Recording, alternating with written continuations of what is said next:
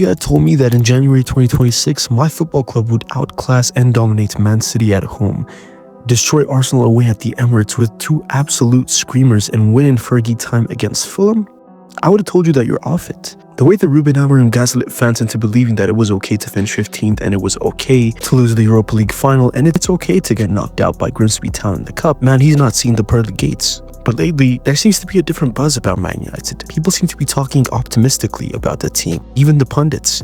Hi, welcome back to T.H.S. Leave a like, subscribe, and quickly, I create short form content on my TikTok page and it would mean a lot if you guys could drop a follow there. Back to the video.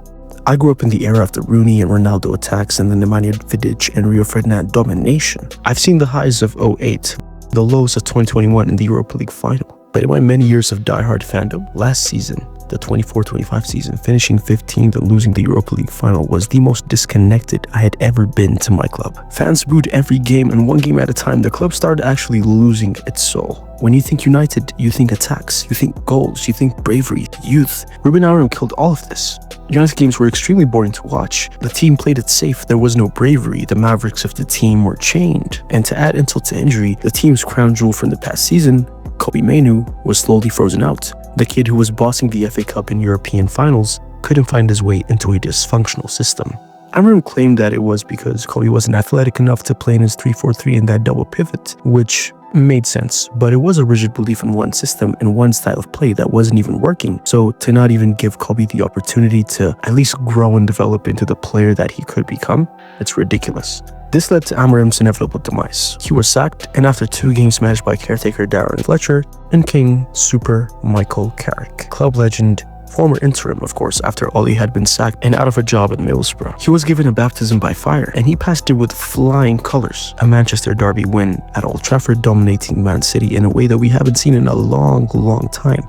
Yeah, Ollie beat City, Ten Hag beat City, even Amorim did it, but not like this. This was Pep's biggest ever XG defeat in his entire career. It was complete domination. Even though City had the ball, United were the much better team. And as if that wasn't enough, Carrick destroyed Arsenal away at the Emirates for the first time since 2018 with 2 incredible goals from Mateus Cunha and Patrick Dorgu.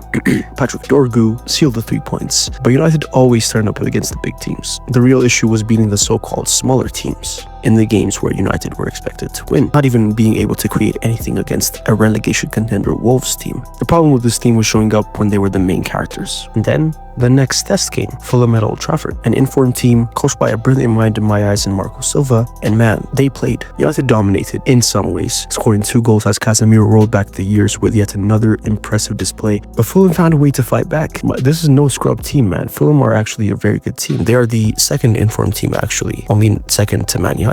A great penalty and an absolute screamer from Kevin later. It looked like business as usual for United, dropping points when expected to win, but then Bruno played an incredible ball to Sesko. Sesko smashed it in and won it in Fergie time.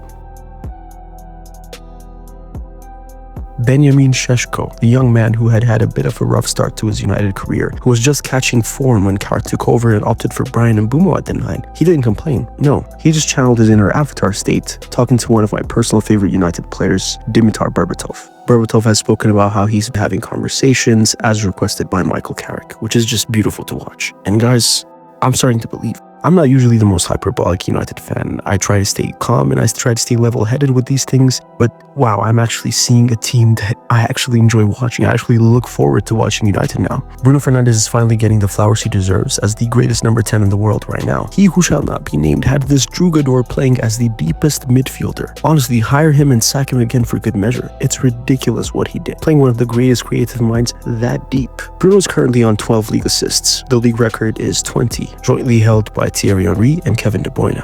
Can Bruno break that record? With the way he's playing right now, I have to say, why not? Why can't he break the record? It seems like he's in the form of his life, and we're just gonna have to wait and see if he can break the record. But listen, we've seen this film before, right? We've had the honeymoon period before.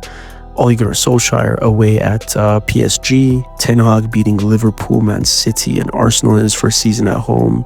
We've seen this film before, but I'm actually starting to believe again. I'm actually looking at a team that's not complicated. There is no complicated 3-4-3. There is no automation. It looks like the Man United of old. It's just simple, free-flowing, beautiful attacking football. And guys, as much as I hate to say it, I'm ready to get hurt again.